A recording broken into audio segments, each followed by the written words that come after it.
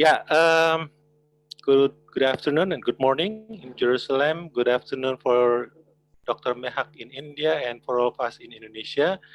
We meet again in our third session of the online workshop on Judaism. So thank you again for your interest. And we have yesterday, the first day, we have 33 people join us. 33, and yesterday 32. Hopefully we have roughly the same number today, which means we can gauge that this program is successful in terms of the engagement among the participants because the stability of the number, and hopefully we have more people outside in YouTube. Yesterday we have 19 people join us in our YouTube program, and some of them even uh, sending questions to Rabbi. Okay, I just want to talk about program, not to introduce again about this program, but about tomorrow's program. We are going to have the last meeting with me. Hopefully, you're not boring with me. We are again. I share is already shared with some of you earlier, but I want to share it again. That tomorrow there would be two things I'm going to discuss. One thing's a broad history of Jews in Indonesia since medieval period until the present day and the present development, including because here in this class we have Pak Sony that coming from the Messianic Christian community. So I'm going to touch upon the importance of Messianic group in developing the Jewish reality in Indonesia. And the second part would be my sharing about teaching Judaism in Indonesia in order to help you out if you truly have a commitment to continue this discussion in your class. Then I'm going to share, not necessarily the best way, because anyway, I'm going to share from the Christian perspective because I teach Judaism in a Christian theological school. Even though I also teach Judaism in several sessions in non-confessional universities, including Gajah Mada University. But anyway, I'm going to share with you the material I'm using and some important points. And the third part, it's in extended issues of from the teaching Judaism in Indonesia is the areas of research that we can continue our conversation from this workshop on. So, for example, talking about comparative mysticism, talking about Cairo-Geniza.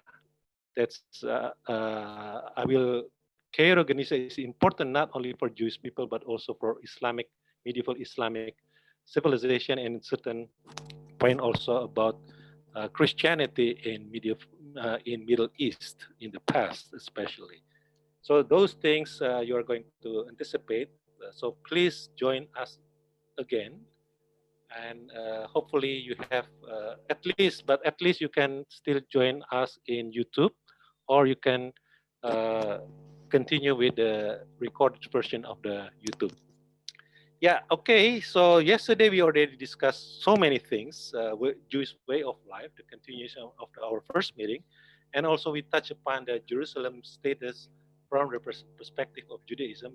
Uh, Rabbi already mentioned those not were not coming from the historical perspective, but from the memory, from the religious perspective, from the that those cultural perspective and so on. And in my notes there are so many things, including even messianic third temple initiative and so on and so forth. And I think one word that's always remind me in order to whenever I'm dealing with Judaism is the term, very important term in keyword in Judaism, zachor, remember. That's one of the very basic ideas that's somehow can embody all those discussions we are engaging yesterday. Okay, without further ado, please, Rabbi, you can continue the conversation, and I think today we are going to have plenty of time to discuss in Q&A. Time is yours. Thank you very much, Pak Leo, and I'm very happy to be with you all again. The My previous presentations were very different from this one. In the first, we were looking at Judaism as a religious way of life. And then I was focusing yesterday more upon the significance of Jerusalem within Jewish life. And now we are doing more of a review that takes into account the diversity of the Jewish people through looking at a historic overview of divisions, differences, and then dealing with a contemporary context. And then we get into the many questions that many of you have been waiting very patiently to get me to address, which relates therefore to matters bordering on both different streams of Judaism today, and above all, matters pertaining to Israel and the geopolitical realities.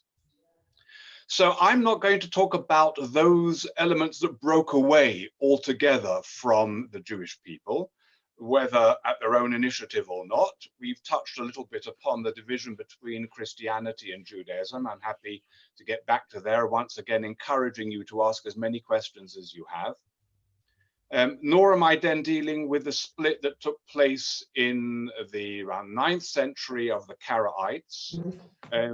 I'm talking about now the divisions within the Jewish community, those that remain part and parcel of the Jewish community, the global Jewish community, where there are differences of various kinds to a greater or lesser degree. One of the things some of you may have come across, which is therefore common in terms of usage, is the reference to Sephardic Jews and Ashkenazic Jews. Very simply put, these are the divisions more to do with custom and culture under the influence of Islam on the one hand and of Christianity on the other. The term Sephardic comes from the Hebrew word Sfarad, which means actually Spain, because by the 10th century, probably the majority of Jews in the world were in the Iberian Peninsula, even though, because of the significance that the Islamic kingdom in particular had assumed within Spain and Portugal after the conquest in the 8th century.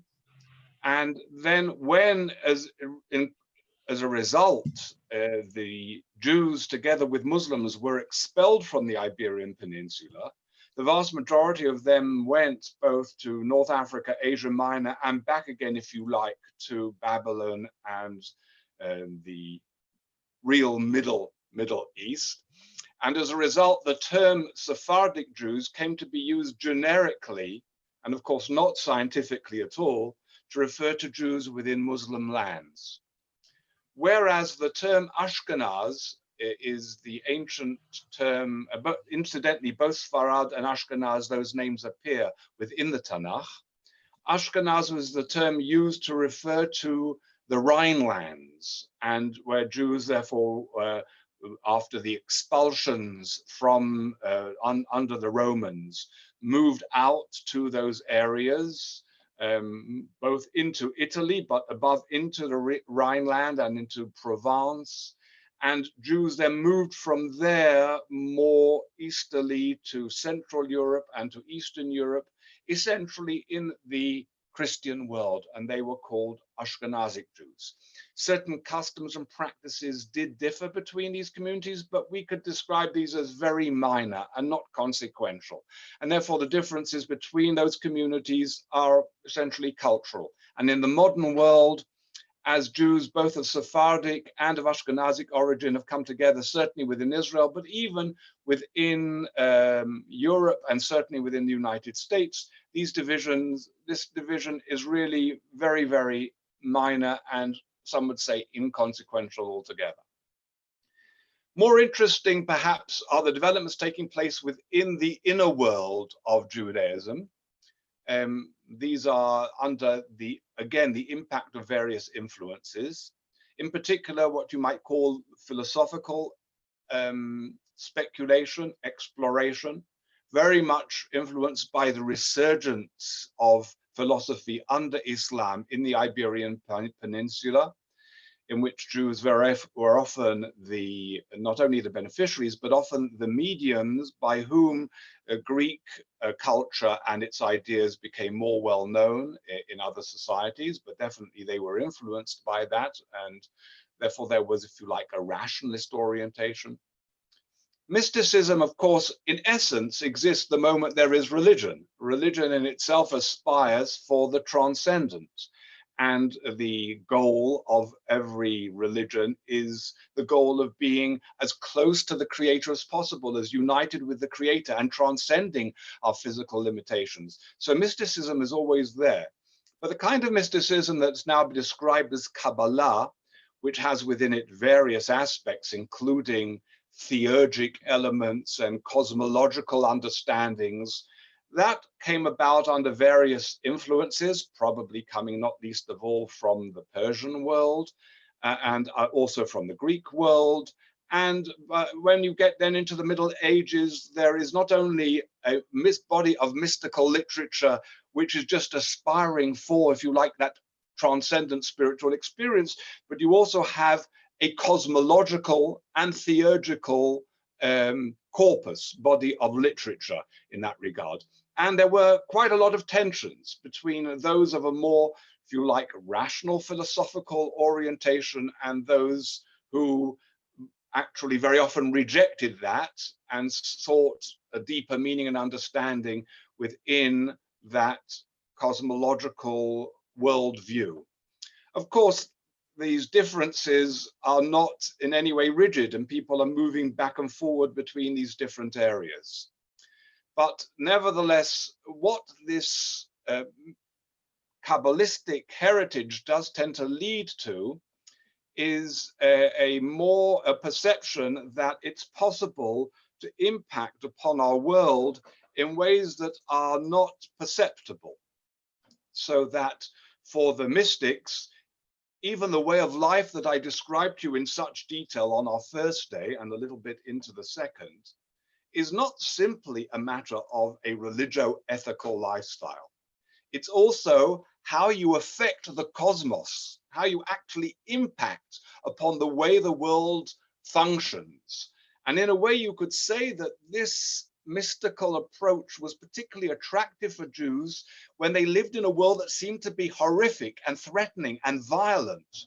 And the very idea that comes through from the prophets, and therefore from Judaic ethical teaching, that if you are just and righteous and you behave with justice and righteousness to others, you can make this world a good world, seems so ridiculous that there had to be a way in which you change the world in a manner that you could avoid the world. So paradoxically, Kabbalistic doctrine was a way of having some kind of universalistic impact without actually relating directly to the non-Jewish society around you within that particular context.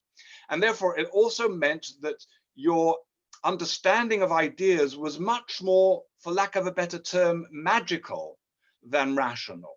And therefore, the expectations of the messianic advent of how we are going to be, remember, we spoke about this, the messianic idea, which is essentially the people return to its land, they are able to live independently in accordance with their values fully and in an era of universal peace. This idea didn't seem to be something that you could achieve in any normative fashion. It therefore had to come somehow wondrously.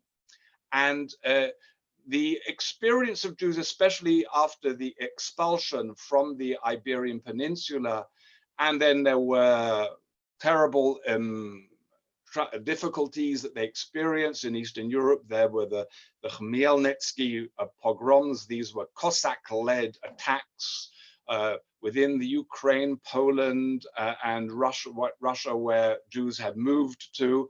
All these in the 17th century created an atmosphere within the Jewish world, which was one in which the horror of the life outside the home and the community seemed to suggest that the end of times were near. Because remember, this messianic idea is to deliver the Jewish people from exile, from pain, from suffering, into a new and better world.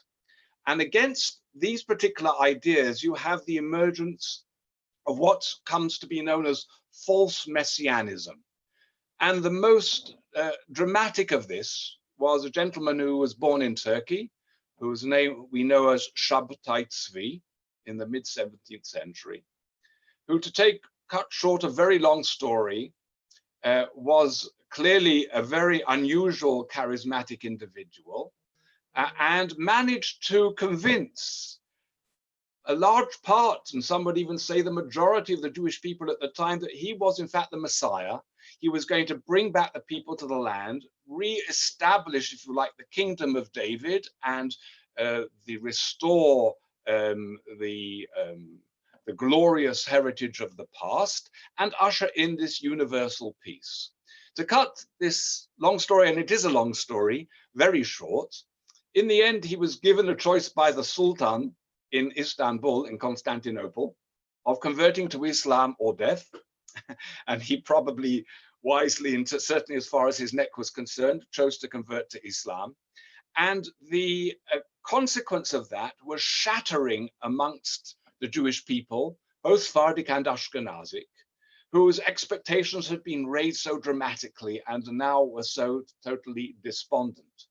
Incidentally, some of Shabtai Tzvi's followers remained and are known, especially within Turkey today, as Donma, but basically have broken away completely, therefore, from the Jewish people and not part of the Jewish people.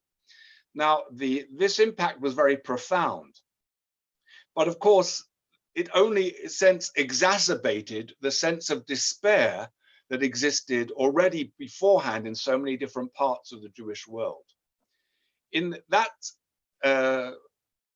early 18th century, there is a movement that comes out within Central Eastern Europe.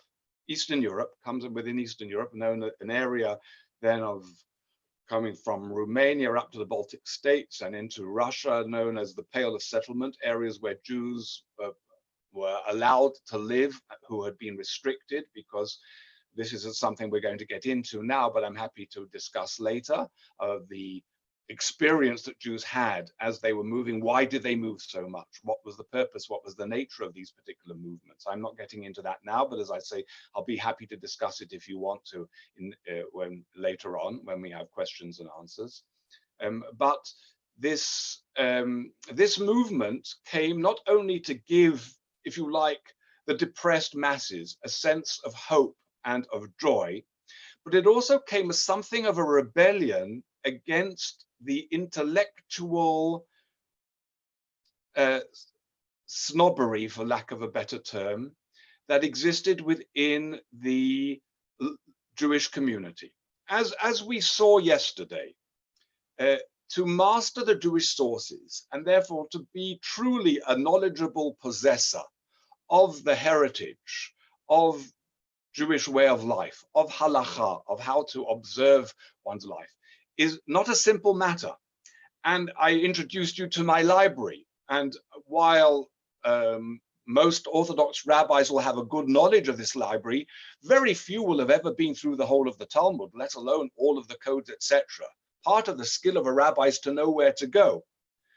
But the vast majority of people, as we indicated, do not have access to this literature. And that was the case already then, the case in the 18th century, as throughout most of history.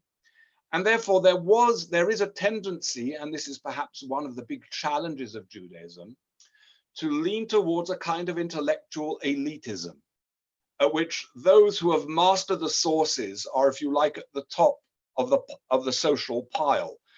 And if you are not knowledgeable, maybe have some kind of sense of inferiority. And therefore, in every good family, you wanted your daughter to marry a scholar. Scholarship was so important, as I sought to explain yesterday, because it's not just a means to an end, but getting into God's world, God's revelation, his will, that there was a tendency that scholarship becomes the be-all and end-all.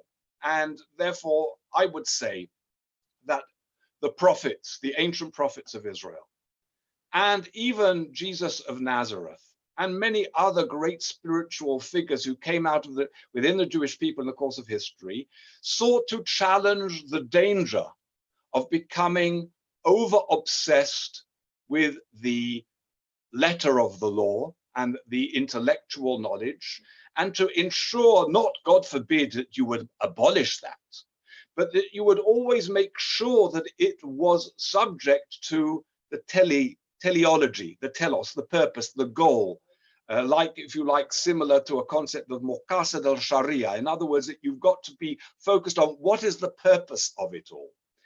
So against that context, a movement arose in the early 18th century, which was essentially a popular pietistic movement that we know today as Hasidism. And the Hasid means a righteous, pious person. And in a sense, the message of Hasidism was that what's really important to God is not what's up here. It's not that what's up here is unimportant, but it's nowhere near as important as what is in here, in the heart. And therefore, what's really important is to serve God with joy, to be happy about life, to appreciate life, and above all, to celebrate life. And this was very much the message of the Hasidic movement that managed to conquer the people in the Eastern Europe like wildfire. And within the context of this movement, personalities emerged who are charismatic personalities. Now, Jewish tradition essentially did not encourage the idea of a charismatic personality. When you come, we discussed yesterday about the basis of authority, and I mentioned that a rabbi who is defined by Webster's dictionary correctly as a doctor of Jewish law, in other words, he is a scholar in Jewish jurisprudence. When somebody comes to him to a question, like in today's world, whether somebody is in hospital and there are questions of whether or not of the use of some form of genetic modification, or with regards to artificial insemination in order to be able to have children or things like that, a rabbi dealing with a responser has to be able to argue his position on the basis of the text. He cannot come along and say, I say to you, or God said to me. Nobody will take that seriously.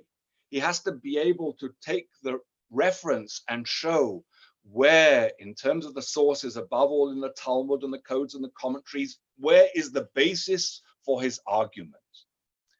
And therefore, the idea that an individual has authority in and of himself was basically for rabbinic leadership an anathema. But that's precisely what the Hasidic movement encouraged. Because it was so much more an emotional movement, even though it didn't deny the intellectual dimension, but it was so much focused upon the emotion and the spirit, it led to the emergence of charismatic personalities and wonder workers. People very often whose activity was theurgic, we might even say magical in that sense. And these personalities became known as rebbes, R-E-B-B-E, as opposed to rabbi.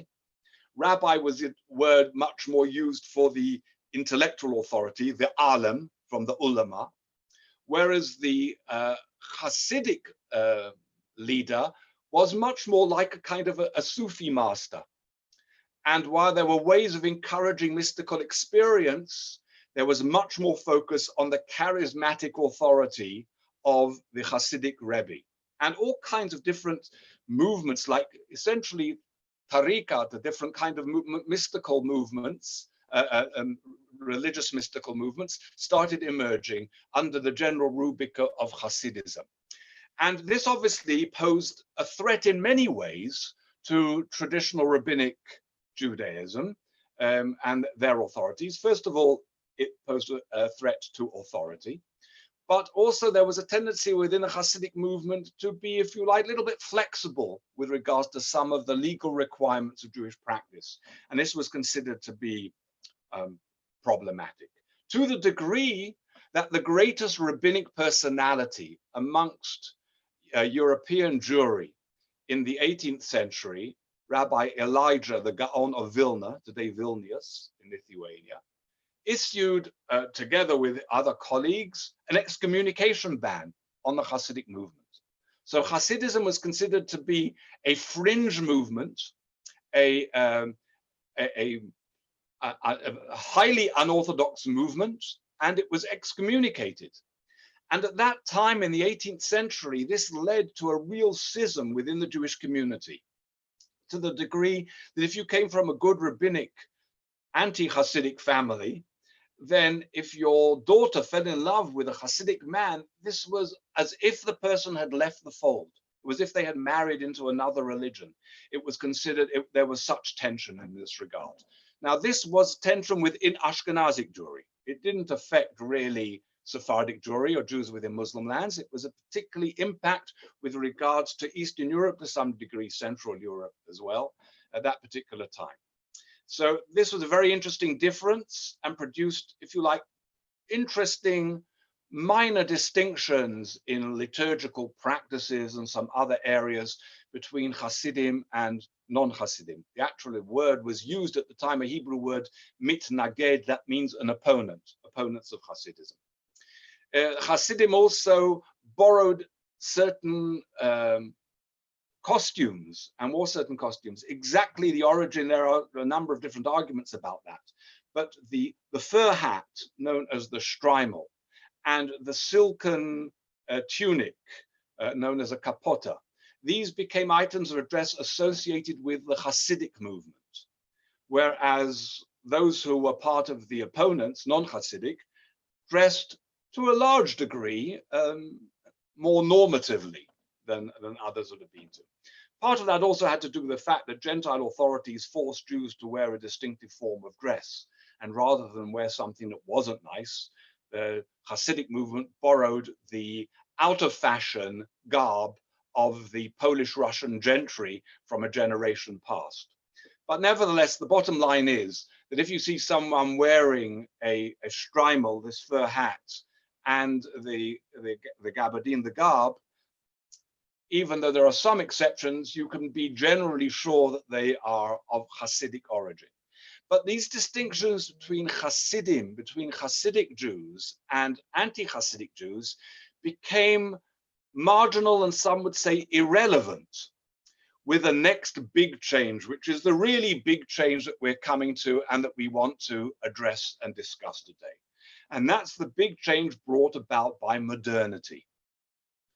And the impact of modernity, this modernity comes in two forms. One is above all emancipation. Slowly but surely now, as we move into the 19th century, Jews are slowly being allowed into non-Jewish society from which they had been banned before. Before, certainly within, above all within Europe, Jews were very often, more often than not, forced into ghettos, isolated for a number of reasons, but not least of all because Jews were considered to be problematic, above all in terms of the historical tension with Christianity that we've spoken about before. And they were isolated and into ghettos. And even within the Muslim world, there was a tendency to separate Jews. Therefore, there was the known as the area of the Melach, the area where Jews would live within the Medina, within the state that would be separate. Now, as societies are opening up, Jews are able to enter them. But the most important thing was the impact of enlightenment. Enlightenment was coming to society at large. It was the introduction of science, the introduction of broader knowledge and encounter with culture, and the opportunity to be able to engage a broader world. And engaging a broader world meant that you began to look more critically at your own identity and heritage and history, and didn't simply accept things because this was the way it was always done, or because your grandma and grandfather and grandmother told you that that's the way it had to be done. So a new critical spirit starts emerging. And that critical spirit starts challenging Jews to be able to not only understand their religion, but to present their religion in a manner that can be intelligible in this new era of enlightenment. So the movement that comes then, particularly within Europe, but actually it goes beyond there, of this greater knowledge and greater scientific study of Judaism, Jewish history, Jewish culture, and a more reflective approach is generally known as the Haskalah, coming from that same idea in terms of both enlightened intellect. And perhaps the most well-known of all the personalities reflecting this process was Moses Mendelssohn, therefore who from 1729 to 1786 was his life, so more or less spanning the vast majority, therefore, of the 18th century. And as we go now into the 19th century, this becomes known very much as Wissenschaft des Judentums, that's the scientific study of Judaism.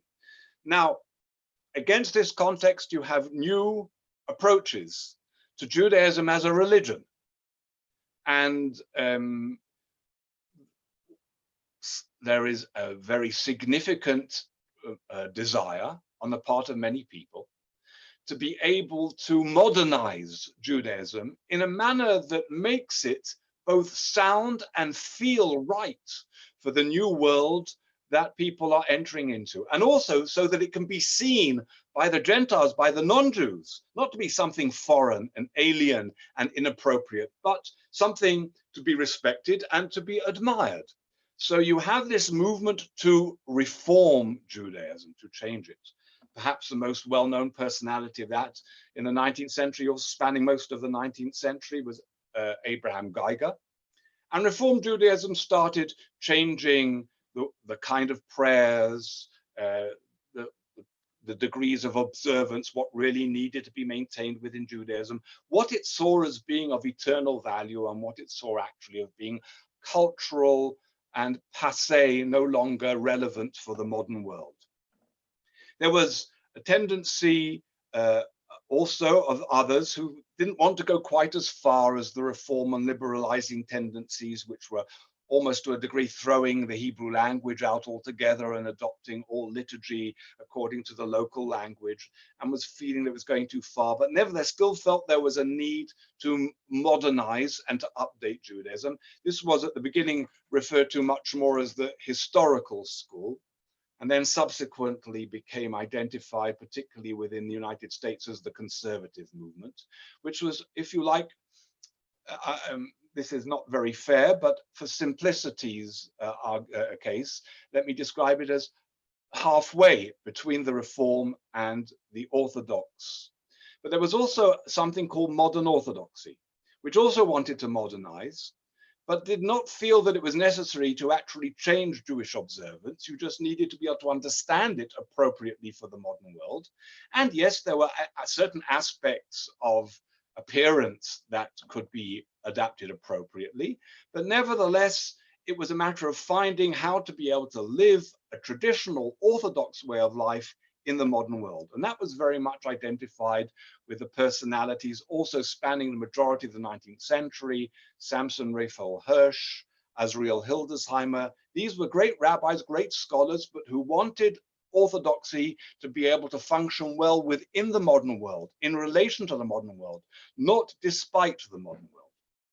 But there were reactions that were against this whole process. So this process that I've described, whether it comes from Reform or through what became known as conservative into modern Orthodox, are all attempts to try to find a balance between tradition and modernity. But there were those that didn't want that balance.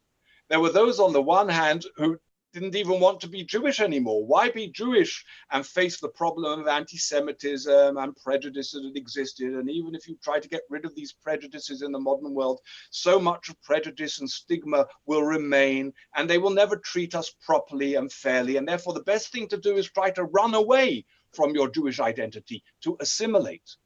And therefore, there were those who wanted to assimilate altogether, were not interested in finding a balance. On the other extreme, there were those that didn't want to come into the modern world, who basically didn't see any reason why we should see anything attractive in secular culture, music, art, philosophy, science. From their point of view, if anything was good, it was within Jewish tradition. And therefore, if in the past Jews had been able to guarantee their continuity anyway, because there was Gentile hostility outside that saw the Jews as inferior or as dangerous or as in some way contagious and wanted to keep them isolated. Now there was the danger that as the world was opening up, Jews would assimilate, as so many did and wanted to do. And therefore there was a need to isolate themselves from the modern world. That was what we call an ultra-Orthodox reaction. It was truly, according to the correct word in English, reactionary, moving away from it. In the modern world, especially in Israel, these ultra-Orthodox Jews are referred to as Haredi, Haredi, which actually means literally those that tremble at the word of God. And now this, as a result, the question now, recalling what we mentioned earlier, was no longer a question was, are you Hasidic or are you mitnagdic, anti-Hasidic? The question now became, how do you relate to the modern world? And there, if we just talk about Ashkenazic Jews, amongst the Ashkenazic Jews, both Jews of Hasidic stock and of anti-Hasidic stock are to be found within both the reform movements, the liberal, progressive movements, within the conservative movement, and within modern Orthodoxy, and within ultra-Orthodoxy. Ultra-Orthodox Jews who reject modernity are not only of Hasidic origin. On the contrary, probably the most religiously learned of those elements are not from Hasidic stock, but they are both Hasidic and non-Hasidic. So generally speaking, if you see people wearing black hats and black clothes, you can pretty much assume that they are ultra-Orthodox Jews. But ultra-Orthodox Jews of non-Hasidic, mitnagdic stock, will not wear the fur hat, not as overwhelmingly, the vast majority will not wear the fur hats or the kaftans. If you go visit and you see Jews praying at the Western Wall on a Sabbath, so you can actually clearly distinguish between those who come of Hasidic origin and not of Hasidic origin amongst the ultra-Orthodox community altogether. However, because the Hasidic community is the most visible, precisely because of the fur hats, the shtreimel, and the kaftan, the kapota, so very often in the modern world, the word Hasidic is used as synonymous for ultra-Orthodox. But of course, it's not correct, because in fact, as I indicated to you before, the Hasidim and the Hasidic movement at one time were considered the flakies, the fringe within the Jewish community, and were put under an excommunication ban. So that's rather ironic that today they are seen as part and parcel of the right-wing extremist religious element within the Jewish community. And they are there amongst them. But as I've indicated, I myself, who am a modern Orthodox Jew, I actually come from mainly Hasidic stock. There were also elements within my family origins that came from anti-Hasidic, mitnagdic section. But I'm a modern Orthodox Jew. Nobody today would call me a Hasidic Jew, even though those are essentially my origins in that regard. So the reform movement initially went pretty radical. And as I already hinted at, it started doing away with Hebrew. It did away with keeping kosher. In many cases, even the Sabbath was changed and celebrated on a Sunday to be like the Gentiles around. And in the eyes of many of the more traditionalists, they were moving very far away. In fact, in America, where, of course, reform movement as the most modern and in the most modern society truly flourished, there was the platform of the reform movement as a whole in that part of the world. In 1885, they met in Pittsburgh, and the Pittsburgh platform declared that they only saw Judaism's moral laws as the laws that were really binding. And they rejected all laws to do with purity and dietary. They said only ceremony that elevates is of any value. How you decide what elevates and not, of course, was a matter of great debate. But the most interesting thing about the Pittsburgh platform is it rejected any idea of expectation of return to the land of Israel. It rejected any idea of restoration. The messianic ideal was to be found within civil liberties wherever Jews lived, and it rejected what it saw as an ancient tribal idea. But besides these different modern streams of Judaism, there was another response to modernity. And that response to modernity was coming out of the 18th century rationalism that we have discussed and 19th century nationalism. In the 19th century, imperial powers started collapsing. People were striving for their own self-determination, for national independence, for their own national liberation. And in this context, many Jews thought that now, with a breakdown of empires, they were going to find a new place in these new nation states that were emerging. And they were rather surprised to find that as much as there might have been anti-Semitism and hatred of Jews because Jews were different within the empires in which they had lived, nationalism actually became just and is sometimes more anti-Semitic, because more xenophobic, than any of the imperial powers as well.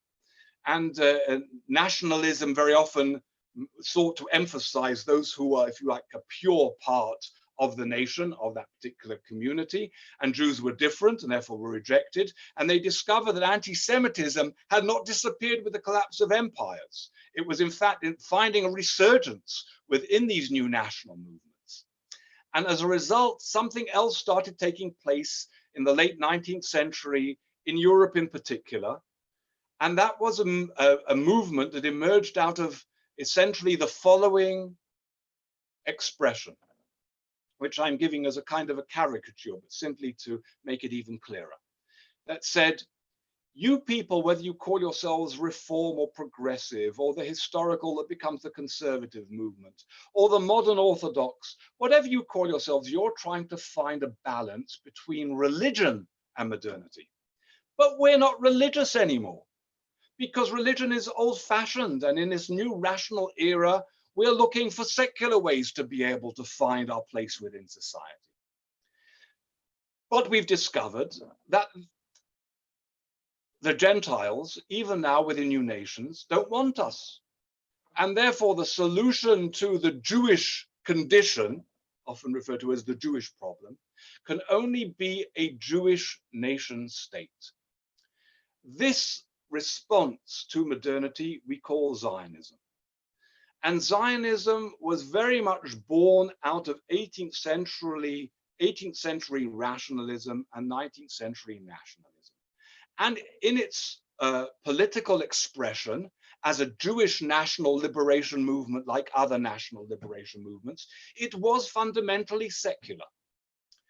But that secularism was rooted within a religious tradition. They didn't want to do it anywhere else.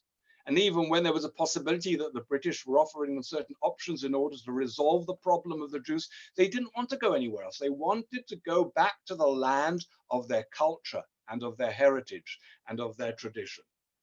And therefore, you have now the Zionist movement seeking to establish a new political reality in the land. I need to emphasize something in parenthesis. We mentioned on the first day, my first presentation, that the second temple was destroyed in the year 70. Jews were exiled from the Holy Land. This was the ancient Roman and Greek and Syrian practice that if you wanted to be able to control the area, you move the population out of it, because that way they were not so likely to rebel. This became even more important after the Bar Kokhba rebellion on the part of the Jews against the Romans in the year 132 to 135. So those that survived that, many of them, most of them probably, were exiled around the world. And from then on, there was no independent Jewish life in the Holy Land. But that didn't mean there weren't Jews. There were always Jews living in the land. And I told you when we discussed yesterday the formulation of the Talmud, the Jerusalem Talmud was concluded then in the 4th century.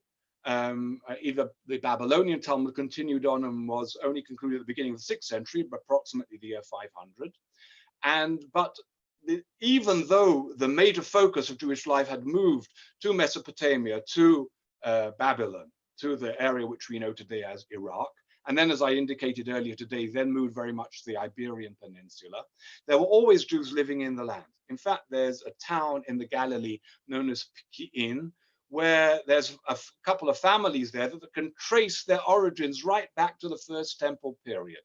But there would be other towns in the Holy Land where Jews had lived. Generally, they lived much better under Muslim rule than they lived under Christian rule. Under Christian rule, Jews were not allowed to live in Jerusalem, but then they would live elsewhere in the land. So there were always little communities, but these communities had no political illusions and didn't see any way in which they could restore independent Jewish life, let alone sovereignty. That was left to a messianic dream, and that, as it were, was in God's hands. But now came a movement very much inspired by a secular impulse that said, no, in order to be able to give the Jews security, hope, protection against anti-Semitism, the ability to be able to develop their own culture, their own life, we have to have a Jewish national home. Now, the reactions amongst the religious communities to this covered the spectrum that I've already mentioned. The majority of traditional Jews, and especially Sephardic Jews, Jews in Arab lands, but the majority of Jews who would be described now in terms as whether conservative or modern Orthodox, saw Zionism as a vehicle to bring about the biblical hope. God's promise is an eternal promise. God promised that even if the people failed to live up to Torah and were exiled, that he would ultimately return them back to the land, as promised in the book of Leviticus and as reiterated by all the prophets. This movement, therefore, even if it was secular, must be a movement that is doing God's bidding and must be manifesting God's spirit in the world. And therefore, even if we were a bit unhappy that they were not religiously observant, and in many cases even declared themselves to be atheistic, nevertheless, this was still a part of the wonder of the way God works in mysterious manners. And God was somehow working through these forces to be able to bring the Jewish people back to its land, where we could live and where we, who are religiously devout and committed, would be able to lead the fullness of our religious way of life. But on the two extremes, this movement was opposed. It was opposed by classical Reform Judaism, which I mentioned before, which said we don't want to return to tribalism. We don't believe in the idea of restoration. We don't believe in going back to the land. And it was opposed by ultra-Orthodoxy, those who today we often, as I say, incorrectly call Hasidic, because ultra-Orthodoxy, as I've already explained, is essentially a rebellion, a reactionary withdrawal from modernity. Incidentally, those who wear these side locks and black hats and black clothes are actually a relatively recent phenomenon in Jewish history. If we go back to the Middle Ages and we look at pictures we have of Maimonides or other great scholars, they didn't dress like that. And they dressed as accordingly to the society they lived in as part of it. But this movement was precisely a reactionary withdrawal from modernity. And therefore they wanted to look different, to be as different as possible and not to be in any way polluted by the secular world. Now, if Zionism was coming essentially with a secular impulse and many of its leaders were not religiously observant, then it was simply the same devil, secularism, simply in Jewish garb, a Jewish form, and therefore was to be opposed. And the ultra-Orthodox community, especially identified politically as the Agudat Yisrael movement, were violently opposed to Zionism. But as the 20th century started moving on, as anti-Semitism became such a problem, with therefore the Second World War and with the Holocaust, but even before that, in the face of these challenges and with the establishment of a Jewish community of significance in the Holy Land, providing a refuge for Jews who are persecuted, these radical positions started changing. And already by the time we get into the late 1930s, the Reform movement is no longer hostile to the Zionist movement. It doesn't see it as something necessary for all Jews, and certainly most Reform Jews didn't see it as relevant really to themselves. But it was necessary for those poor Jews who were not as enlightened as we were, who needed somewhere to be able to go, and therefore was something to be supported. Ultra-Orthodoxy eventually came to realize that even if Zionism was secular, it was still something you could rely upon for Jewish protection much more than any of the Gentile countries. And therefore, even though ideologically it didn't believe there was any religious significance in the establishment of the State of Israel, it realized that it was going to be a safe place in which, especially after the trauma of the Holocaust and the murder of a third of the Jewish people, was going to be a place where they could rebuild their lives again. And therefore, what happened in the process of after the establishment of the State of Israel is that even opponents of Zionism became not only part and parcel of the fabric of the State of Israel, but became avid supporters of the State of Israel. Within ultra-Orthodoxy, only a tiny fragment of it, probably only a few thousands, remained with that position of classical ultra-Orthodox Jewry opposed to Zionism. It's a group that is now known today as Neturei Karta, or the Satmara Hasidim, both as elements of both of Hasidic and of non-Hasidic origin, who believe that the State of Israel is an impiety, should never have been established. In a sense, it's even a rebellion against God because we should wait patiently for the Messianic era. And the fact that it's led by secular forces is proof of that. Today, that's, as I say, a really fringe element and is not even taken seriously by the majority of ultra-Orthodoxy. Today, the representatives of ultra-Orthodoxy are to be found within the Knesset, within the government, as part and parcel of the fabric of Israeli society. And ultra-Orthodox communities in the diaspora still now disproportionately send their young men to study in yeshivot, in rabbinical centers within the land of Israel, where there are more yeshivot than there have ever been in the course of the whole of Jewish history. Similarly, the Reform movement not only has a center of Hebrew Union College within Jerusalem, but almost now requires any rabbinical student to spend a year or significant period of time studying in Israel. It's an avid supporter of the State of Israel, very much engaged within it. And therefore, in a sense, within this fabric that I described emerging within the 19th, 20th century, Zionism triumphed over all its opponents. Today, probably we can describe the vast majority of Jews in Israel as traditional. Most of them are not Orthodox in the sense that they fully observe the Sabbath, but most of them will certainly observe circumcision, the Day of Atonement, Passover, and they will observe, most of them, the Sabbath in some way, probably making the Kiddush, the sanctification that I described to you, the wife of the house lighting candles. Probably it's fair to say that maybe as much as 50% of Israel is traditional. But that doesn't mean that they want rabbis telling them what to do, and they don't want to be part of a theocracy. The vast majority of them are happy that they live within a secular state, a state that does not demand anything with regard to belief. You can be as vitriolic as you wish with regard to Judaism, even towards God. There are no blasphemy laws. Of course, you're not allowed to incite within Israeli law, but basically Israel is a secular state. The reality of the Sabbath is, unfortunately, not to be seen in a synagogue, unfortunately, in my opinion, not to be seen within the synagogues of Jerusalem, but on the beaches of Tel Aviv. That's the way the vast majority want to celebrate their Sabbath. Beyond that, there is probably about 15% of the country that could be described as radically secular, actually hostile to religion. And that leaves us with about 35%, 30 to 35% that could be called Orthodox, with 10% of that being ultra-Orthodox. The vast majority of Jews in the diaspora today are in America. I don't know how long other Jewish communities will even have in terms of a long-term future. Of course, any European Jew listening to me say that will be very upset. I apologize, but that I think is the likely outcome in the long run. American Jewry, however, is a very strong community, but the vast majority of American Jews are Reform Jews. And it is the largest movement. And together with the conservative movement, in other words, the non-Orthodox identifying Jew, are at least 80, if not 85% of American Jewry.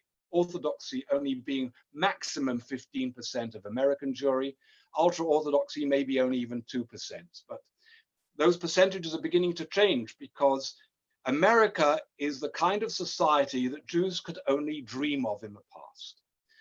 Jews never really imagined there would ever be a society at which Jews would be accepted as fully equal, let alone a society in which people don't really care what you are. That has only really been experienced within America. And if you live within a society where people very often don't care what religion you are, very often you don't care what religion you are either. So the ability to be able to disappear and to assimilate entirely into society, which is happening to Jews in the Western world generally, it's happening with much greater intensity in the United States of America. And that means that committed Judaism is increasingly within the more traditional segments of the Jewish community that are growing, that also tend to have a higher birth rate, and that are assuming more and more leadership within the community. The relationship, therefore, between Israel and America as the main diaspora community is a very close one today, but also a complex one. Because I described these modern movements of Judaism, and I described the demographic makeup within the state of Israel. And you will notice that I didn't make any reference to reform or conservative communities in Israel. That's not because they are not here. They are here and they are growing, but it's a very small percentage within Israeli society. Why? Because Jews who lived here in the Middle East, or from North Africa or Asia, or even Jews that came from Eastern Europe or even Central Europe, did not come from communities that knew these modern movements of Judaism. And therefore, in the eyes of most Jews, authentic Jewish religious life means Orthodox Jewish life. And therefore, as one of our great political scientists, Shlomo Avineri, used to say, everybody in Israel is Orthodox. You are either ultra-Orthodox, Hasidic, as it's called, as I say not correctly. You are modern Orthodox. You are traditional Orthodox, as most are. You are non-Orthodox, or you're even anti-Orthodox Orthodox, but you're Orthodox. In other words, that's the point of reference. Whereas in the Western world, people went through these modernization processes and got to know different kinds of Judaism. Most Israelis don't know Reform Judaism or even conservative Judaism, and most of them are not interested in that. Most would say, if you're going to be religious, then you're going to be Orthodox. Because I'm not Orthodox, I'm not religious. That would be very common within Israel. Now, something else happened with the establishment of the State of Israel. Exactly why it happened, I'm happy to go into discussion if you want, but I won't go into that now. What happened was when the State of Israel was established, the whole relationship between religion and state followed the Turkish pattern, because prior to the establishment of the State of Israel, this land had been under the British mandate, and prior to that had been part of the Ottoman Empire. And the Ottomans were clever rulers. They had a system known as the millet, which meant as long as you understand who is essentially the sovereign, who is in charge, you different religious communities can run your own affairs, matters of marriage, divorce, membership of the community. And when the State of Israel was established, it continued with that system. And that means that all matters, even though Israel is a secular democracy, it is a secular democracy except for the area of personal status and family law. Within those areas, the religious authorities control the shows. And there is Muslim marriages for Muslims, and Muslim divorce for Muslims, and matters of maintenance and alimony and family law for Muslims are applied by the Muslim Sharia courts that the state provides for.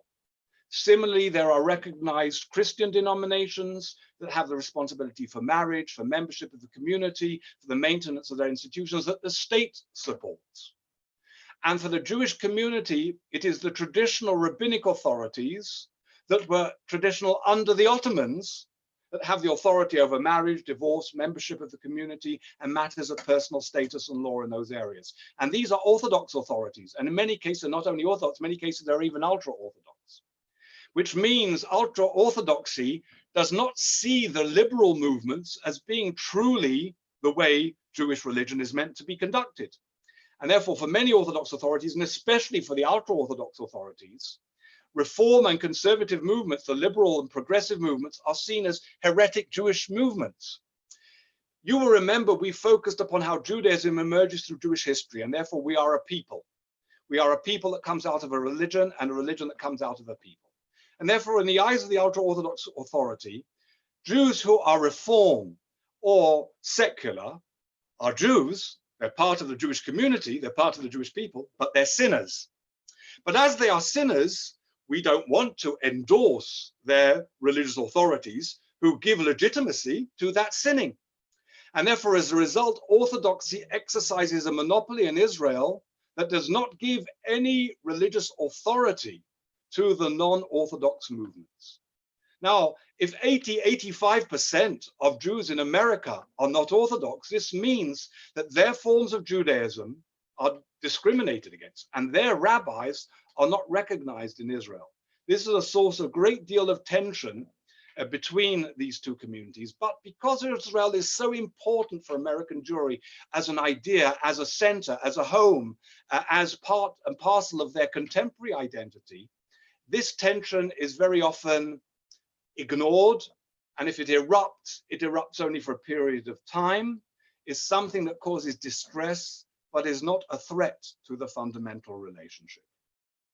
So I bring my monologue to an end here. I will be very happy to address all your questions, and I also will address some of the questions that I have here. Please tell me, Pak Leo, should I address the questions I have that were submitted before I started giving my lectures, or would you like to be able to control that? How about if 1-2 minutes to respond to that question?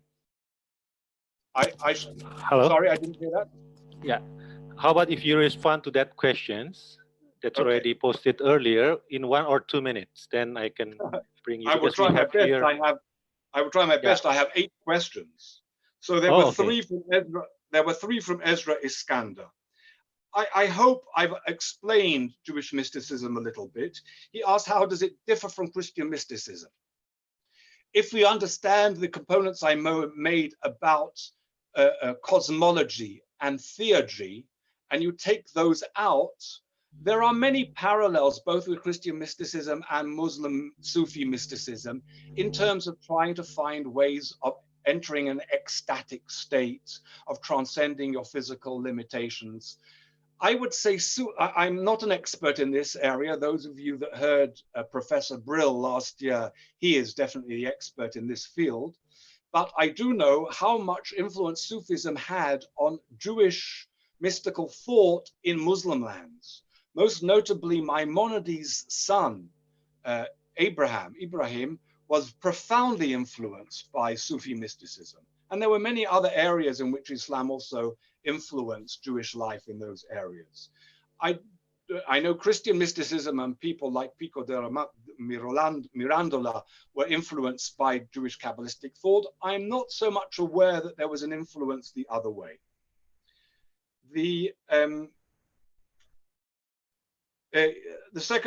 Ezra's second question was about how Eastern Christians treated Jews. I don't think we can generalize. Generally speaking, Christian treatment of Jews was bad. There were those that, there were some bright moments and bright places, but generally Jews were presented as Christ killers, as those who refused to accept the Christian dispensation, rejected by God, condemned to wander, and if they suffered, more or less they deserved it. And that's a very simplistic description, but I think that was normative throughout the Christian world.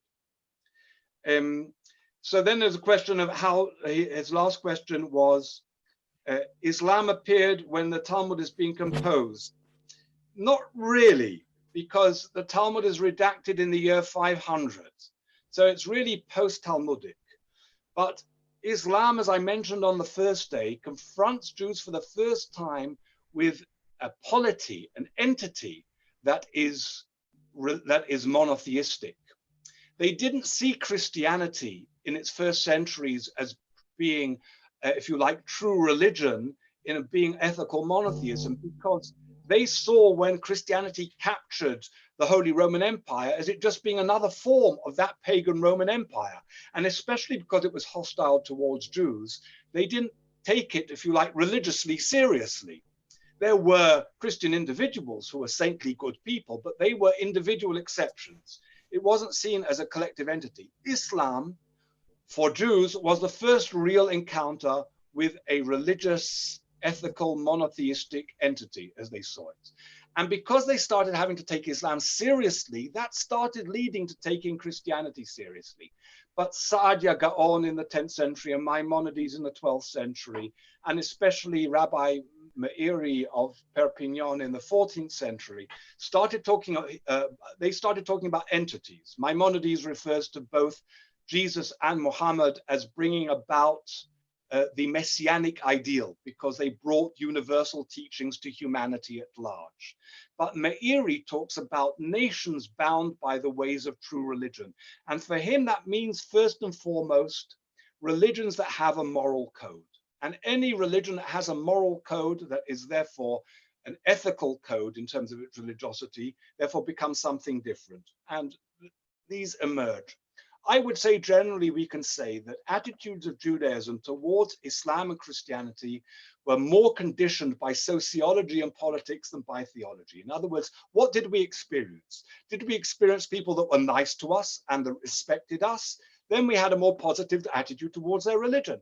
If we experienced people who were hostile and violent and demeaning and degrading towards us, then we generally had a negative attitude towards their religion. Now I get to Nella Putri's questions. I think I've explained the ultra-Orthodox. I think I've explained why yesterday why Judaism is non-missionary and its approach towards conversion.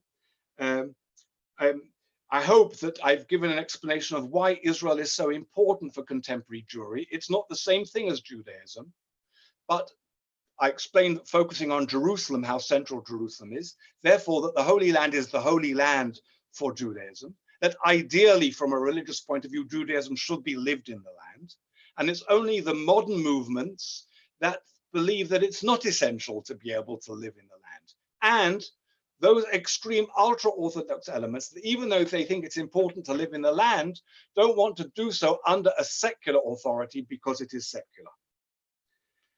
So also, I think I've addressed a little bit her question with regards to the influence of Judaism in the life of the state.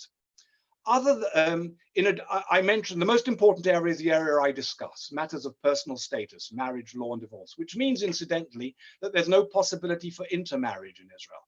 If a Muslim and a Christian, or a Jew and a Muslim, or a Jew and a Christian fall in love and want to get married in Israel, they can't get married in Israel because Israel has no civil marriage. There's only Muslim marriage for Muslims, Christian marriage for Christians, Jewish marriage for Jews. But Israel is a modern state, and therefore it has to recognize marriages performed abroad. And therefore every year, thousands of Israelis travel abroad for one or other reason, either for intermarriage or simply because they don't want a religious marriage. They get married outside or under another authority, and that's recognized by the state. But they can't do it in Israel because in Israel, like most of the Middle East, all matters of personal status are controlled by religion. So I hope I've addressed those questions. I'm now ready for you, Kat Cleo, to send me everything else that has piled up.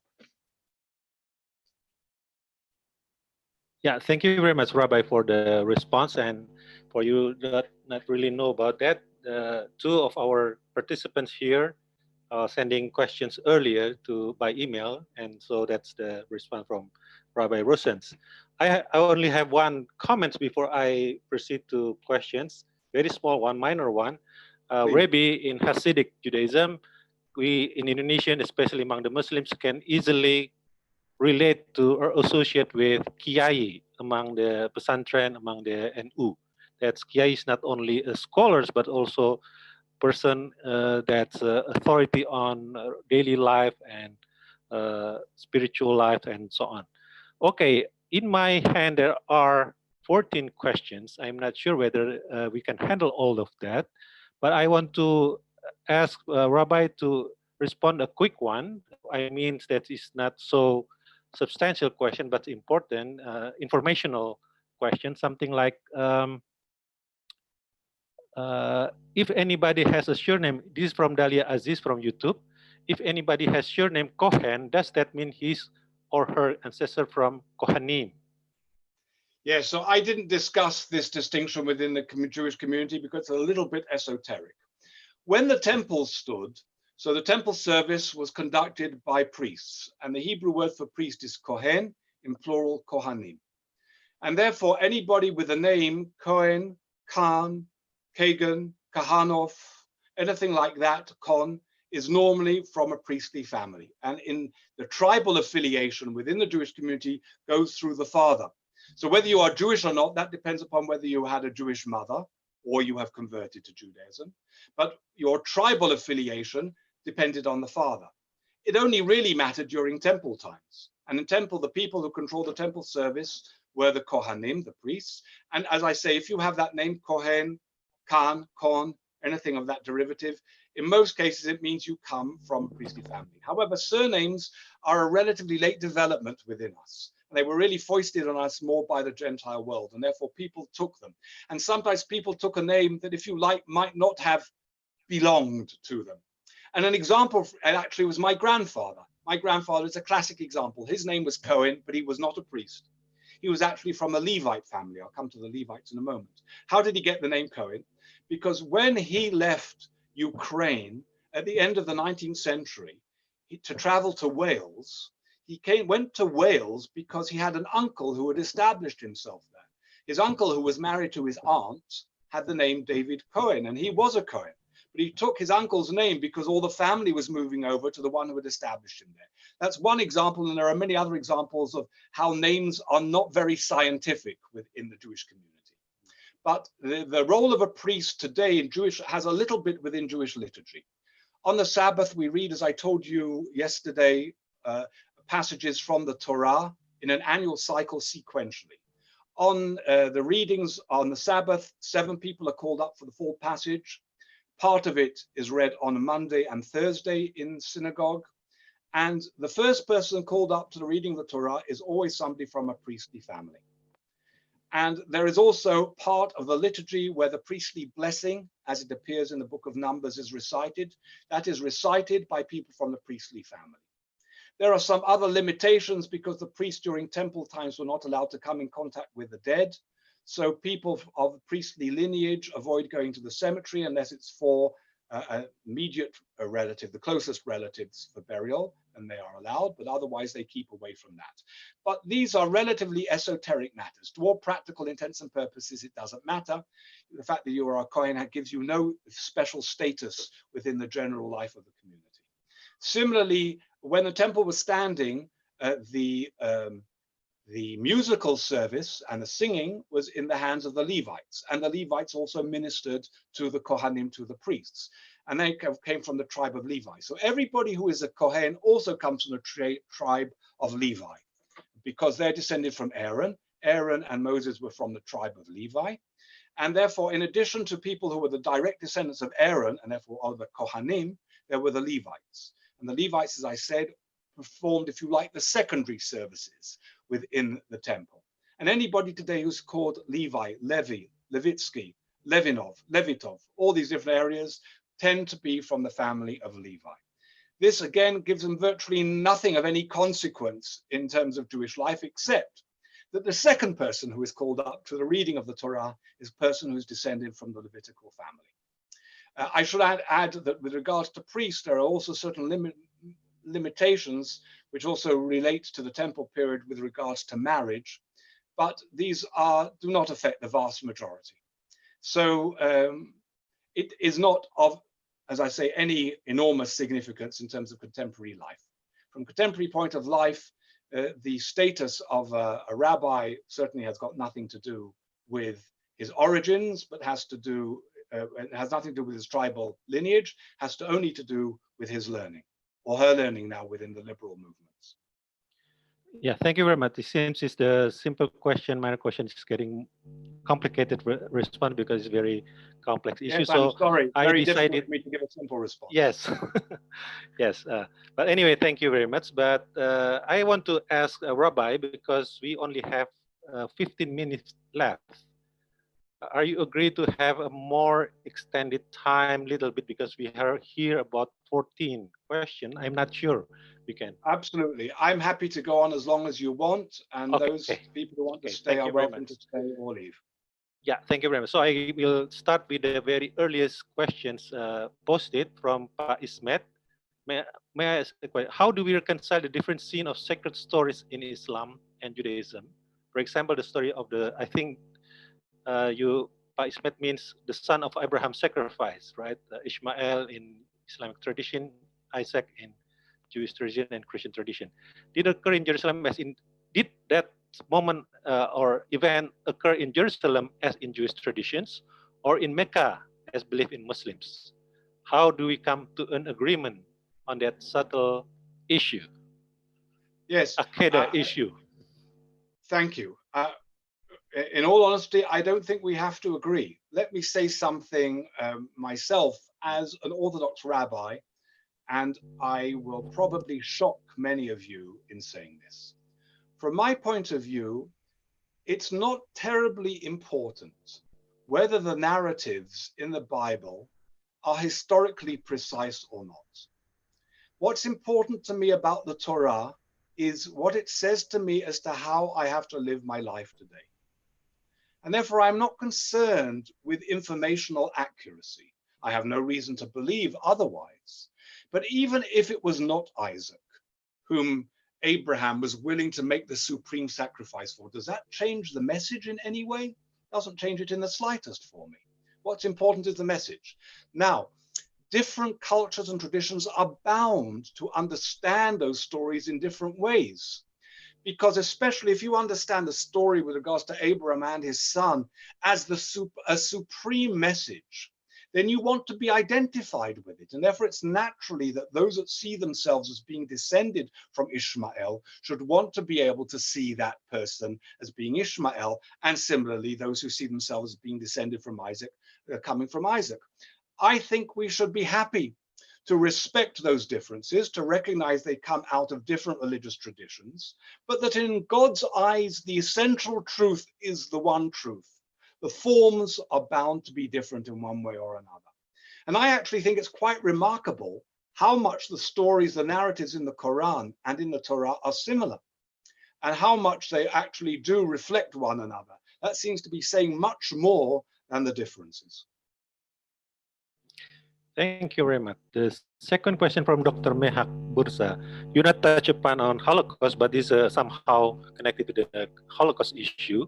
What is the halakhic view toward the Holocaust? That it considered or rejected the idea of theodicy? So you can't call that halachic because halachic is like Sharia. That means legal and jurisprudence. You mean what is a theological view of it. And I think I told you before that Judaism, as opposed to Islam and certainly as opposed to Christianity, is much more chaotic theologically. There have been many different views and viewpoints on so many things. And we never had, or I don't, certainly within the period of the history that I've been covering today, no example of the internal wars and violence between different groups on the basis of theology that you have seen within Islam between, let's say, Shia and Sunni, or within Christianity between Orthodox, Catholic, and Protestants and other areas. We have had often very strong opinions about different theological views, but this has not led to complete, real fissures and breaking away, and certainly not to violence in the most part. So we tolerate a great deal of theological diversity. Nevertheless, there are many Orthodox views with regards to that period. You have within ultra-Orthodoxy a view that is, if you like, more classical, that if we suffer, then there must in some way be some human failing that is responsible for God's punishment. And amongst the extreme element I mentioned today that is hostile towards Zionism, the Neturei Karta, this very fringe element, they believe that the Holocaust was a punishment for Zionism because Zionism was a secular movement. Therefore, God punished them with a Holocaust. For the vast majority of Jews, that's horrendous. First of all, it's horrendous theologically that God would somehow want people to suffer and that God would somehow punish innocent people. That, for them, for most of us, is a horrendous thought. And for the vast majority of us who believe that Zionism is a blessing that basically restored the Jewish people to its ancestral homeland and enabled us to be able to live in security and peace, even if there are many challenges and many problems, above all, the challenge of our relationship to the Palestinian population, nevertheless, the idea that Zionism in some way is something to be not only rejected, to be seen in a negative light is quite an anathema.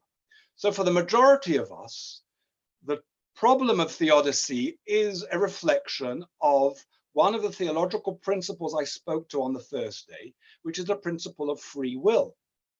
Free will means that God allows human beings to be as bad as they want to be.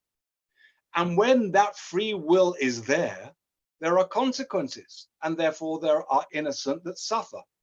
How do you deal with innocent suffering? Well, one thing I spoke about, and that was how the prophet Isaiah understands it. He understands Jewish suffering is disproportionate because Jews are the witnesses who testify to God's presence. And therefore, everything that rejects God in the world will find the Jew absolutely intolerable. And therefore, for him, and for those that follow us, it's obvious that Hitler wanted to exterminate the Jews because nothing was more opposed to Hitler's evil than the very history and being of the Jewish people. And therefore, the Jewish existence was intolerable for him because he was so evil. And the tragedy of the Holocaust was a manifestation of the evil of Nazism. How do you deal with the problem of innocent suffering? The only way Judaism can deal with that, like other religions, is that this world is only part of the story. And to use the language of the rabbis of the Mishnah, the rabbis of the Talmud, this world is the antechamber before the banqueting hall. Prepare yourself in the antechamber before you go into the banqueting hall. In other words, everything ultimately is resolved in heaven. It's resolved in the afterlife, if you like, in paradise, however you want to describe that. And that is where God's ultimate justice prevails. Thank you very much. There's a question from Dr. Ilyas. What do the rabbi think about the sacred explanations? I mean, is the Jewish scholars' explanation of the Hebrew Holy Book more sacred than the Tanakh itself? I think this is related to the primacy of Talmuds, Mishnah, and Midrashic, and so on in the rabbinic literatures. The level of sacredcy. As we mentioned yesterday, the only text that is considered to be absolutely sacred is the Torah. But as the oral Torah expounds the written Torah, it therefore has a status that is special. And therefore, the Mishnah, the Talmud have a special status, but they are not holy books. We will treat these books that I described to you yesterday with respect, but they are not books like with regards to the Torah scroll, which we give a very special status to, where you will actually, in most cases, I mentioned yesterday, even try not to touch with the open hand.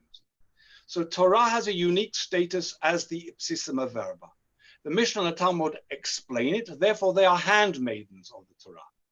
The Nach, the other part of the Nevi'im, the prophets and the Ketuvim, the holy writings, are affirmations. But the text in itself is not the explicit word of God in the way that the Torah is. Commentaries, and we have plenty of rabbinic commentaries, have no sanctity in themselves. They are simply elucidations, clarifications to enable us to understand God's word as revealed in the written and oral Torah. Thank you very much. There is another question, I think is important one. Is there any crucial difference between diaspora and galut in Judaism? So, from Mr. Musli. So the word galut means exile. And so the answer to that simply is no. Diaspora comes from the word that means to disperse. But Jews in America, certainly knowledgeable Jews, don't like the word galut because they don't feel, and Jews in many other diaspora countries, maybe with less justification, don't feel that they are in exile. And therefore they prefer the word tefutzot. And the word tefutzot is a more accurate description, a translation in Hebrew of the word diaspora, places that Jews have been dispersed to, but not necessarily in exile. The word galut, therefore, is a little more pejorative, even though it basically means the same thing. Thank you. Question from Lutfi Rahman from YouTube, wondering how Judaism considers something heretic in terms of combining Jewish or mixing. I think the meaning is mixing Jewish teaching and what's so-called local tradition. A kind of what is your Judaism respond to assimilation of teaching, of beliefs, something like that? So the answer to that would depend upon whether those beliefs or those norms in any way clash with Jewish teachings. If they would involve, let us, I don't know, what example would I say? If they involved eating non-kosher foods, then obviously they would be rejected. If it was a form of music that comes from an extraneous source or a pre-Judaic source, there's no problem with that because it doesn't conflict with any Jewish tenet of belief or practice. Thank you. Question from Muriana Tohari, Ibu Muriana. Pak David, how does destiny discuss in Judaism? Is it affect the theology, or even is it discussed as well in Reform movement? Destiny. Well, in a sense, you could say that everything we've been talking about is an expression of destiny in the sense that the Jewish people sees itself as having been selected by God for a destiny. What is that destiny? I explained on the first day. First and foremost, to testify to God's presence in the world. And apropos the earlier comments, in a sense, many people might see the tragedy of Jewish history as part of its destiny. So, and for many Jews and the majority of Jews in the world, the return of the Jewish people to its ancestral homeland in keeping with God's promise is its destiny. Our destiny has a goal, which is to be able to live according to the spiritual and ethical principles of Torah. I don't think anybody would claim that we have yet achieved that destiny. We still have a long way to go to achieve that, but that is what we are aiming for. But if you mean, is a person destined for a particular profession or for a particular life, then the majority, again, within Judaism, you have many opinions and many philosophies. Generally speaking, the attitude of Judaism is, I now quote in Hebrew, the statement from the Talmud, Hakol bidei shamayim chutz miyirat shamayim. Everything is in the hand of heavens except for the fear of heaven. That means that all matters to do with, if you like, decisions of the will that have to do with your capacity to choose, to distinguish between good and evil, between what profession I'm going to go into, what path I'm going to take. That is all within human hands. But obviously, you had no influence on where you were born and what family you were born into and what country you live in. That is ultimately all in God's hands. So the external things that you can't influence are part of divine destiny. But anything that you can influence is yours to influence. Thank you very much. Yeah. I think it's an important question because that's also discussed among Indonesians. We like to talk about destiny. Now, next questions. I hope you still have a time to do that. Is from Shamsul Arif Galib, Mas Shamsul. This is about Jewish identity. Is it only based on blood identity? So he gave an example. If he was born from Jewish parents or Jewish descent, but they choose different religion, what kind of Jewish identity he has? And another example is if they call themselves a Jewish Muslim, is it possible, or Jewish Christian? Are they remain Jewish or something like that? Yeah. Great. So the principle of Jewish, stated in the Talmud, in Tractate Sanhedrin, is Yisrael Shechata Yisrael. An Israelite, no matter how much he has sinned, remains an Israelite, for better or for worse, probably for better and for worse. And that means that if, as we discussed yesterday, a person is Jewish if she or he is born to a Jewish mother or who has converted. That means if a Jewish person becomes a member of another religion, then that person is still Jewish. And if that person had children with a person who was Jewish, even if that person may have different beliefs, their children are Jewish. But if he married a person who was not Jewish, then obviously their children are no longer Jewish. Now, it's really interesting, the question about whether you could be a Jewish Muslim, because very often to my Muslim interlocutors, I tell them, I am a Muslim Jew. What do I mean by that? I mean, I have absolutely no problem saying, on the contrary, La ilaha illallah wa Muhammad Rasulallah. I believe that there is only one God in the world. I believe that Muhammad was a prophet for the nations of the world. I do not believe that there is anything he adds that I need to have in my life beyond the Jewish way of life, but I certainly feel that I wish to acknowledge his prophetic role for the world at large. I can't say that I acknowledge that Muhammad is the seal of the prophets because I don't know. Maybe prophecy continues. I just simply don't know. If that can make me a Muslim Jew, I'm willing to be called a Muslim Jew. But seriously, if a person is truly Muslim, then they are Muslim. If they're truly Jewish, they are Jewish. I don't think somebody who really observes a full Jewish way of life wants to be able to be seen as a member of another religion. And I don't think somebody who truly observes a Muslim way of life wants to be seen as a member of another religion. But Islam and Judaism, I believe, have no real problem theologically with one another. Or let me say, Judaism has no theological problem with Islam. It has a theological problem with Christianity, even though in some way Christianity is closer because Christianity shares the Hebrew Bible. And therefore there is a very special relationship. But the ideas of the incarnation, of the Trinity, of the use of effigies, the idea of the vicarious atonement of Jesus' sacrifice, these are all ideas that are indigestible for Judaism. So what does it mean if you say you are a Jewish Christian? If you believe in the Christian beliefs that I've mentioned, then that's not acceptable from a Jewish perspective. There are people today that call themselves Messianic Jews or Hebrew Christians.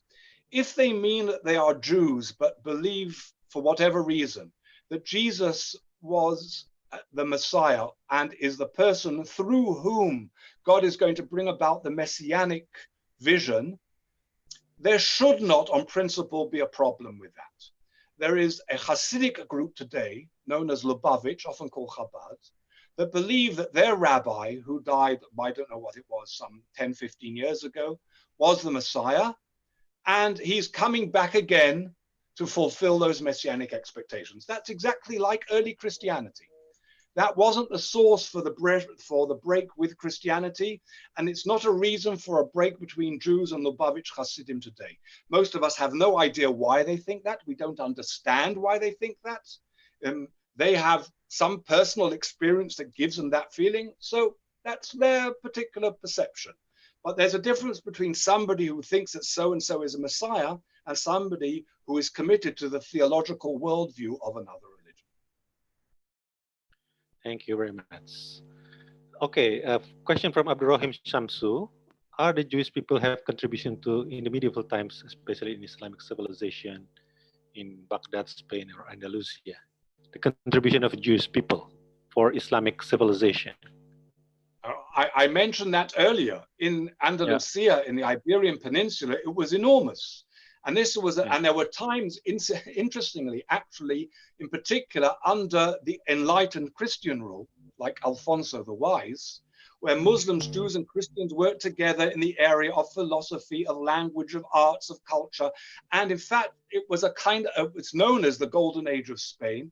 And it's important for us to remember that there were times when Muslims, Christians, and Jews were partners in creative endeavor in the field of culture and sciences. And there is no reason why we cannot get back to the future in that sense and to be able to do that. But the Jews had a very special role, especially because Jews, because of the global Jewish diaspora, had proficiency in languages and in culture, and therefore were very useful for translation, for getting to know different works and other areas. Jews were also used by explorers because there were Jewish communities around them, because of their knowledge of languages, etc. But the collaboration between Jews and Muslims in Andalusia was enormous. And not only there, in many other parts of the world and many other heritages. The Moroccan heritage is a great one. Iraqi heritage is a very great one. Within Syria heritage there was, and of course here in the Holy Land as well. There were some very wonderful periods. Again, there were some wonderful periods in Christianity as well, but they were much fewer and less common than they were in terms of Judaism's experience within the Muslim world. Thank you very much. Next question is coming from Ibu Nani Minarni. I think you already mentioned it, but maybe you can give more emphasis on this.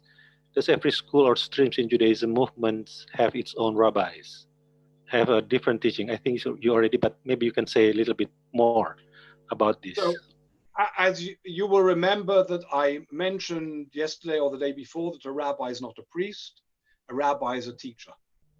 And certainly within Orthodox tradition, he is simply a guide, and he has no liturgical function whatsoever within most Orthodox communities, certainly within Israel. What's interesting, and I know this is not the question, but I nevertheless would like to mention, is that the more ignorant a community becomes, the more important the role of the rabbi becomes. And the more central the liturgical role of the rabbi becomes. Because the more ignorant they are, the less able they are to be able to conduct services, to be able to conduct study groups, etc. themselves. Therefore, they depend upon somebody who is specially trained for it. But the ideal in Judaism is not that you have any kind of clergy, but that everybody is knowledgeable enough to access the sources. That's the ideal, but we don't live in the ideal.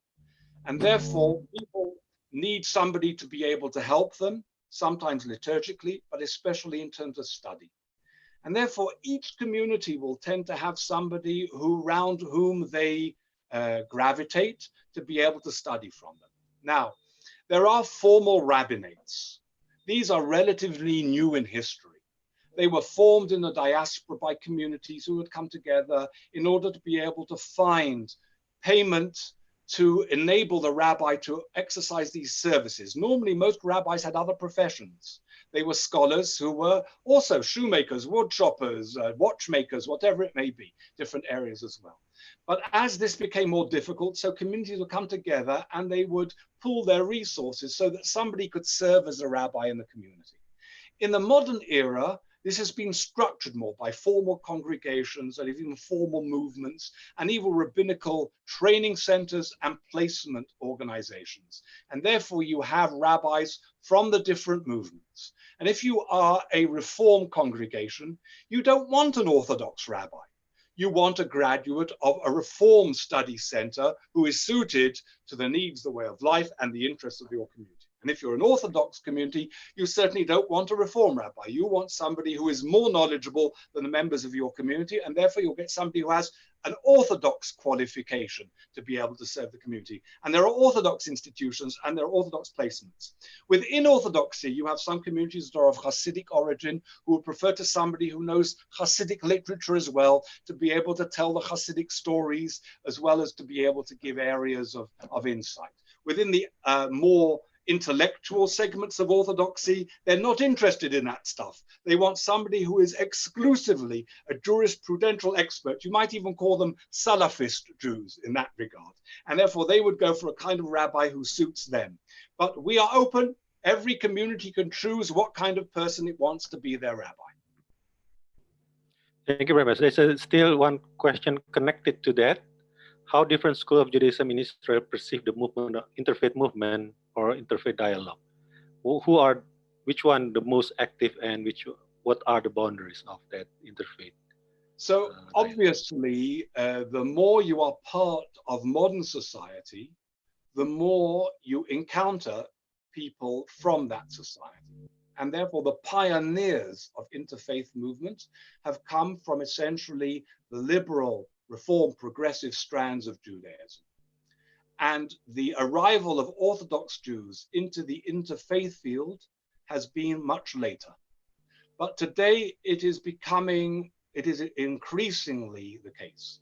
When I started, in fact, part of the reason that I became so involved in interfaith relations, when I was both Rabbi of Cape Town, from which I was expelled by the apartheid regime, but thereafter when I was Chief Rabbi of Ireland, was that I was being invited around the world because then, 30, 40 years ago, 45 years ago, there were so few Orthodox rabbis involved in interfaith work. Today, I'm much more common, and there are many more Orthodox rabbis to working in this field and understand not only its importance, and it's important for many reasons, to combat prejudice and bigotry, to work together for values you share with those that share them.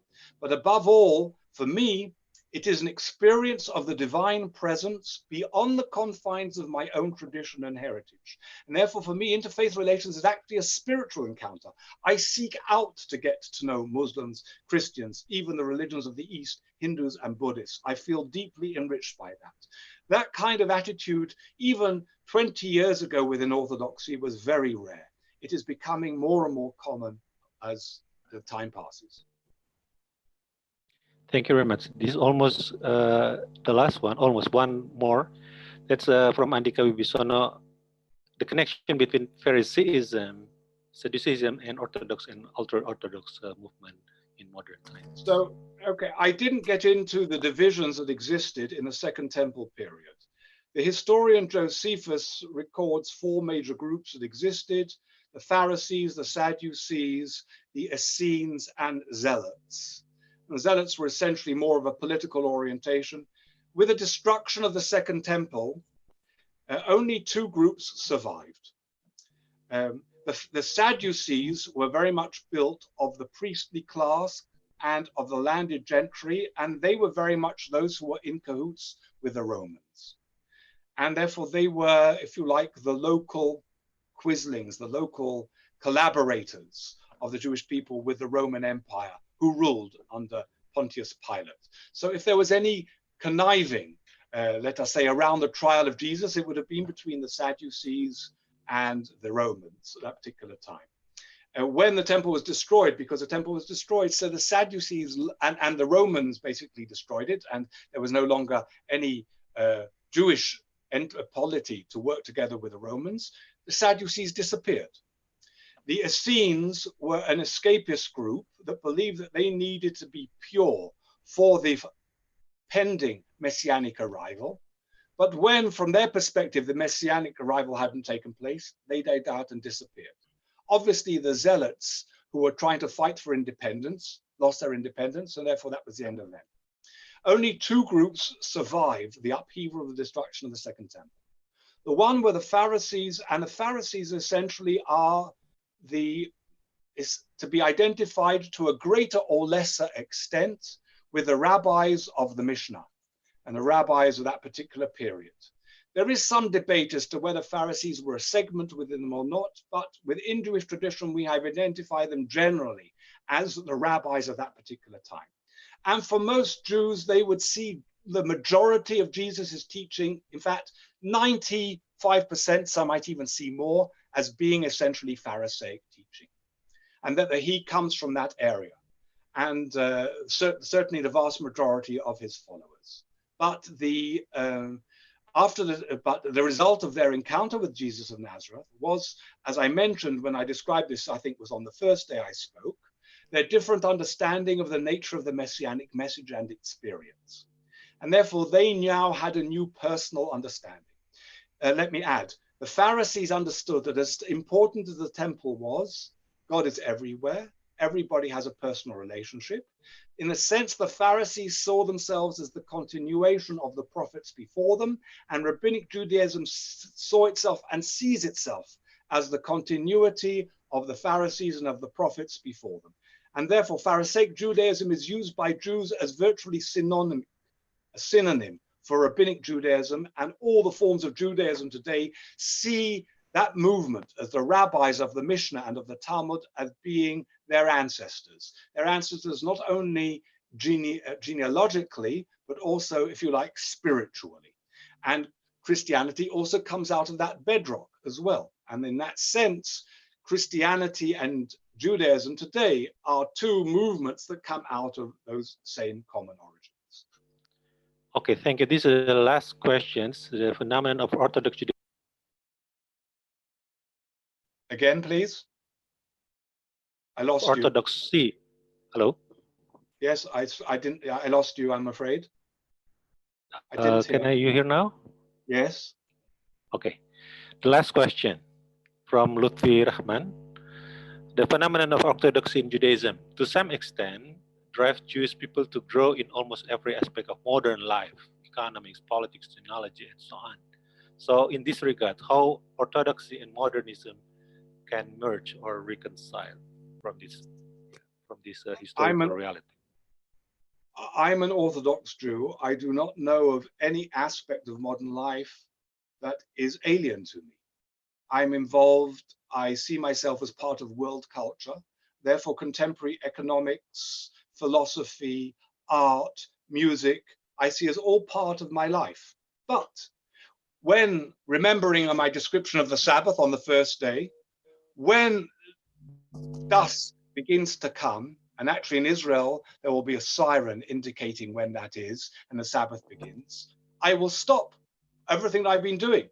I do not operate my phone, my computer, no television, no iPods. Everything has been prepared. In other words, Judaism and the Jewish jurisprudential way of life determines my religious practice. But world culture is part of my world. And therefore, reading philosophical works from different parts of the world is no problem on the Sabbath. But I won't turn on the television or turn on the radio in order to be able to listen to it. So orthodoxy doesn't in any way limit my interaction with any aspect of modern thought and of ideas and science and arts and philosophy. It only limits my practical engagement in terms of those areas. I hope that answers the question. If not, he's welcome to come back to me. Okay, thank you very much for the questions from you all, and thank you very much, Rabbi Rostens. Basically, this is your end of your presentation of 3 days presentation. That's very wonderful to engage with you through the question and through your presentation. And you're very kind to extend the time to about 15 minutes to respond almost all of the questions. It's about 15 questions. So can we make a virtual clap to the rabbi? Thank you very much. Yeah, thank you very much. Yeah, but we still have one extension meeting tomorrow. For you, is not having engagement with us earlier in this session. So tomorrow will be my session about, I'm going to talk about at least 3 issues. Hopefully I have time to squeeze it into 3 issues. One is about history of Jews of Indonesia, including the update of modern Jews of Indonesia, because it's part of my research. Secondly, about I'm going to share my experience to teach Judaism in the Faculty of Theology in Yogyakarta in Duta Wacana Christian University for almost since 2006, and my engagement with the issue in many seminars and so on. The third one is the areas of research that probably we can push further together, because we have a very advanced interfaith engagement in Indonesia.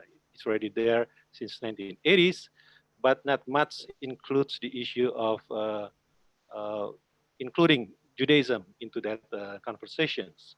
For example, Rabbi mentioned about Jewish Sufism and Christian Kabbalah.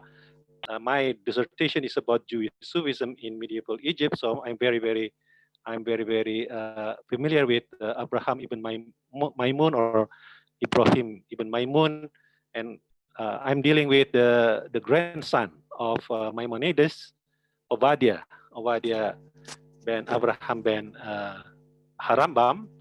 So that's areas that I truly suggest for all of us coming from different religious community and coming from different academic traditions to think about that, including Cairo Geniza and including Israeli-Palestinian discussion about that, and which including uh, uh, Israeli perspective and Jewish perspective as well. So, and especially in this pandemic times, we can have a opportunity to have a view from the first-hand Jewish representation, like Rabbi Rosen. So please coming back at this, in the same time in the same link, and thank you very much for your presence today, for your engagement. We have around 30 people in the room, so basically we have almost stable participant in this workshop, which means the workshop is successful, Rabbi. So thank you very much for Rabbi and for all of you join us today. So you Thank may you. leave, Bye. but we can talk a little bit if you want. Thank you very much, Rabbi. Okay. Okay, Would you want bye-bye. me to remain? Do you want me to remain? Fine, fine. Do you want to say something, please? I'm No, not moderating anymore. So if you want no, to raise your hand, please. No, no, no. He Is there doesn't like. any? He doesn't No. like. Oh, He doesn't siapa? like. Oh, Pak Joko, please, Pak Joko, you want to say No, no. something? I mean, thank you very much for Rabbi. Oh, Really, you know that I am enriched by what you are talking about for 3 days. Really, I appreciate what you are talking about. It will be very useful and very wonderful speeches and contribution for me, especially and Catholic Church, and it will enrich and can be the material of my lecture for my students. Thank you very much. yeah. thank you. Thank you. Pak Joko is the prominent Catholic scholar. I used to be the alumni of ICLS, Yes, the he's oldest, one of the the alumni of oldest, ICRS. yeah, So the any oldest. of you want to continue your PhD program, we are more than welcome you to join us to finish your PhD program in interfaith issue, in religious studies issue, in Judaism, and so on. So don't worry, and especially because of the quarantine, we able to bring world-class scholars to join in our class. So yeah, thank you very much. Don't God bless hesitate you to all. call us, contact us. Yeah. God bless you. Okay. Bye. God bless you all. God bless you.